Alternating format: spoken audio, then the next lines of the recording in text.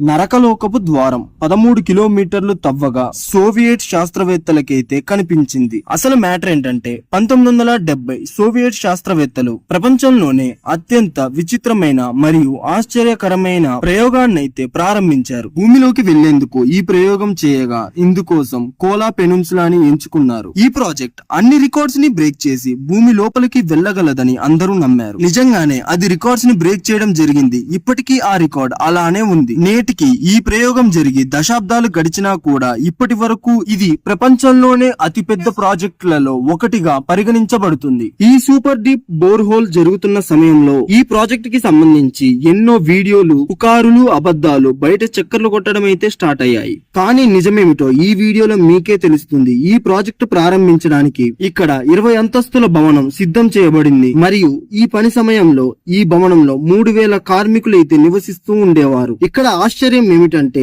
ఈ పరిశోధనలో పాల్గొన్న వ్యక్తులు అప్పటికి రష్యాలోనే అత్యంత భూ విజ్ఞాన శాస్త్రవేత్తలు. వాళ్లకు ఈ డ్రిల్లింగ్ ఎలా చేయాలి మరియు భూమిలోకి లోతుగా వెళ్తున్న సమయంలో భూమి లోపటి నుంచి ఏమి వస్తుంది అన్న ఆలోచన కూడా వారికి ఉంది. ఆశ్చర్యమైన విషయం ఏమిటంటే ప్రతిరోజు తవ్వకం పనులు సూర్యాస్తమయం తర్వాత ప్రారంభించేవారు. ఈ ప్రాజెక్ట్ కంప్లీట్ అవ్వడానికి చాలా సమయం పడుతుందని అందరికీ తెలుసు. డ్రిల్ మిషన్ డ్రిల్ చేయడం స్టార్ట్ చేసింది. అలా డ్రిల్ చేసుకుంటూ డ్రిల్ మిషన్ 12.2 కిలోమీటర్లు అయితే చేరుకుంది. ఈ విజయం అమెరికా మనుషుల్ని అంతరిక్షానికి పంపిన దానికి సమానం. భూమి లోపల నరకం ఉంటుందని, ఇలాగా ఈ హోల్ తవ్వితే ఆ నరక ద్వారం దగ్గరికి వెళ్తామని, ఆ హోల్ ద్వారా దెయ్యాలు కూడా బయటికి రావచ్చని జనాలు నమ్మేవారు. 1993లో ఈ ప్రాజెక్ట్ కి సంబంధించిన పనులు కొంతకాలం ఆగిపోయినప్పుడు ఈ పుకారులకు మరింత బలం చేరుకుంది. శాస్త్రవేత్తలు భూమి లోపల 100 డిగ్రీలకు ఉష్ణోగ్రత పెరిగిందని మొదటి నుంచి అంచనా వేస్తూ ఉన్నారు. కానీ ఈ ప్రాజెక్టు ముగిసే సమయానికి లోతైన ప్రదేశంలో ఉష్ణోగ్రత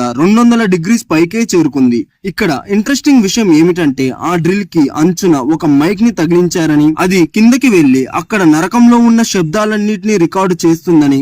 నిజానికి ఆ మైక్ ద్వారా చాలా అరుపులు రికార్డు చేయబడ్డాయి. ఇప్పుడు ఆ మైక్ ద్వారా రికార్డు చేయబడ్డ అరుపుల్ని వినండి.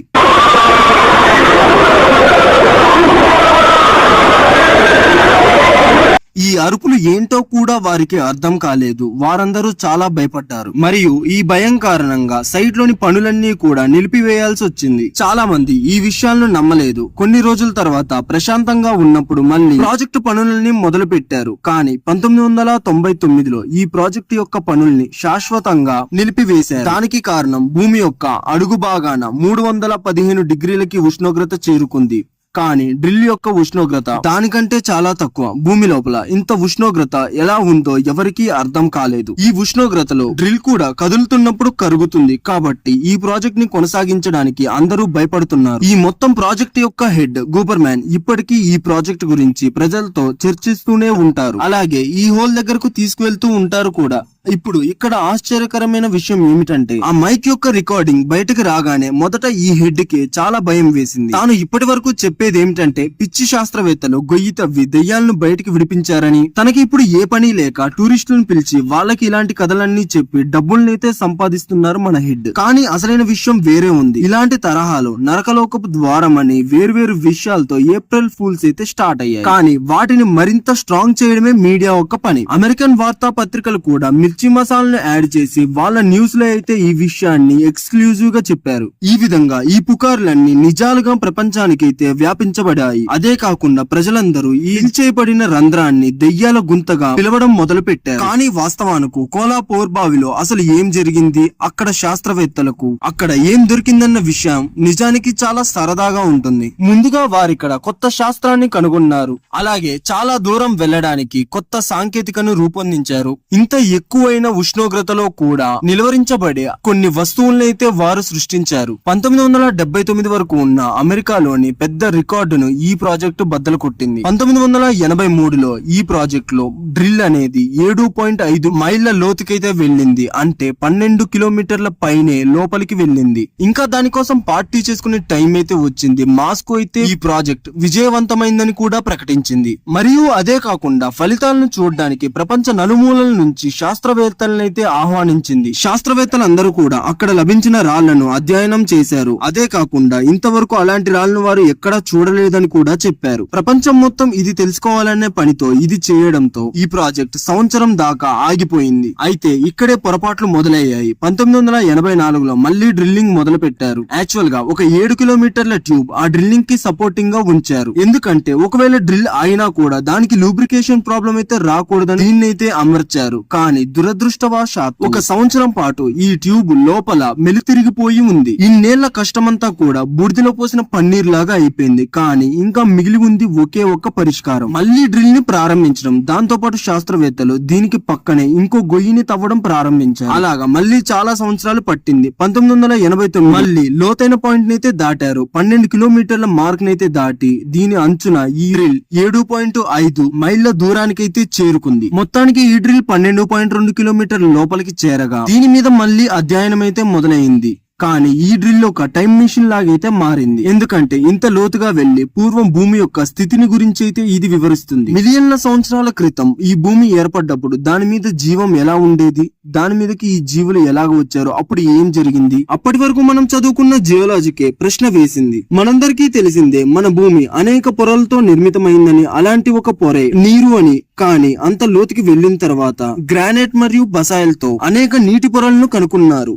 ఈ నీరు ఎక్కడి నుంచి వస్తోందని ఎవరికీ అర్థం కాలేదు. కాబట్టి ఈ నీళ్లు పింక్ క్రాఫ్ట్ మినరల్ నుంచి వస్తుందని, ఇది కొన్ని కోట్ల సంవత్సరాలుగా ఇక్కడే ఉందని, కానీ దానిపైన ఒక బలమైన రాయి కారణంగా అది చాలా మందంగా చాలా బరువుగా ఉందని చెప్పారు. దానిని మనం ఎప్పటికీ బయటకు తీయలేం. ఈ శిలల యొక్క వయసును తెలుసుకునే క్రమంలో కనీసం 2 బిలియన్ల సంవత్సరాల క్రితం అని తెలిసింది. కానీ ఈ రాళ్ల మీద ప్లాంటైన్ అవశేషాలు కూడా కనిపించబడ్డాయి. దాని ద్వారా ఇవన్నీ ఈ రాళ్లపైన నివసించేవని, దానితో ఈ భూమి మీద 2 బిలియన్ల సంవత్సరాల క్రితం కూడా జీవరాశులు జీవించేవని నిర్ధారించబడింది. కానీ ఇంకా ఆశ్చర్యకరమైన విషయం ఏమిటంటే శాస్త్రవేత్తలకు ఈ భూమి లోపల ఎక్కువ మొత్తంలో హైడ్రోజన్ అయితే దొరికింది. గుంత లోపల నుంచి వచ్చే బురదను చూసిన వారు హైడ్రోజన్ తో బురద మరుగుతుందని చెప్పేవారు. 5.5 మైళ్ల లోపలికి దిగిన తర్వాత శాస్త్రవేత్తలు ఎక్కువ సంఖ్యలో వజ్రాలనైతే కనుగొన్నారు. అవి కొన్ని బిలియన్ల సంవత్సరాలుగా భూమి లోపల ఇలా ఉన్నాయి. శాస్త్రవేత్తలు త్వరలో ఇక్కడ మందపాటి బంగారు పొరను కూడా కనుగొంటారని అందరూ నమ్మారు. కానీ శాస్త్రవేత్తలకు లూనార్ రాక్ మీద ఎక్కువగా ఆసక్తి ఉండేది. ఎందుకంటే చంద్రుడి మీద నుంచి తీసుకొచ్చిన రాళ్లు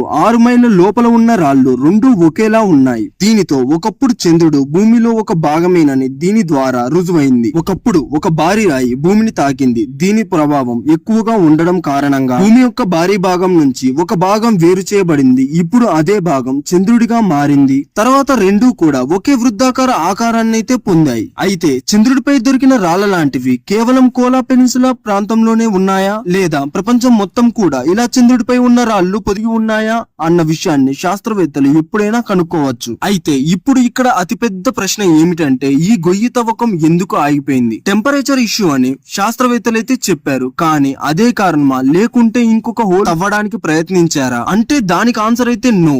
ఎందుకంటే ఈ ప్రాజెక్టు మూసివేయడానికి కారణం వారి అన్ని ప్రశ్నలకు సమాధానం పొందారు. కాబట్టి ఇక్కడ మనకి అర్థమయ్యే ముఖ్య విషయం ఏమిటంటే రష్యా ఎప్పుడు కూడా అమెరికాను మించి ఒక మెట్టు పైనే ఉండాలని కోరుకుంటుంది. అలాగే తాను భూమి లోపల దొరికిన ఖనిజాలను, వస్తువులను మరియు రాళ్లను ఎప్పటికప్పుడు వాళ్ళు పరిశోధిస్తూనే ఉంటారు. అవన్నీ ఎంతో భద్రంగా వారి దగ్గర అయితే భద్రపరిచి ఉన్నాయి. అయితే కోలా ప్రాజెక్టు ద్వారా మన శాస్త్రవేత్తలు మరెప్పుడూ తెరుచుకోలేనన్ని కొత్త కొత్త విషయాల గురించి అయితే తెలుసుకున్నారు. దానితో పాటు భూమి ఇంతకు ముందు ఎలా ఉండేది, దానికి ఎన్ని వేల సంవత్సరాల ముందు జీవరాశులు దాని మీద బ్రతికి ఉండేవారో, వీటన్నిటి గురించి ఆన్సర్స్ అయితే దొరికాయి. ఫ్రెండ్స్, వీడియో నచ్చినట్టయితే లైక్, షేర్, సబ్స్క్రైబ్ చేసుకోవడం అయితే అస్సలు మర్చిపోకండి. ఇంకో ఇంట్రెస్టింగ్ టాపిక్ తో మళ్ళీ కలుద్దాం. అలాగే మన ఛానల్లో మహాభారతం గురించి ఎపిసోడ్స్ వైడ్ గా వీడియోలను అయితే చేశాను. అర్జెంట్ గా వెళ్లి చూసేయండి. ఇంకో ఇంట్రెస్టింగ్ టాపిక్ తో మళ్ళీ కలుద్దాం. Stay tuned.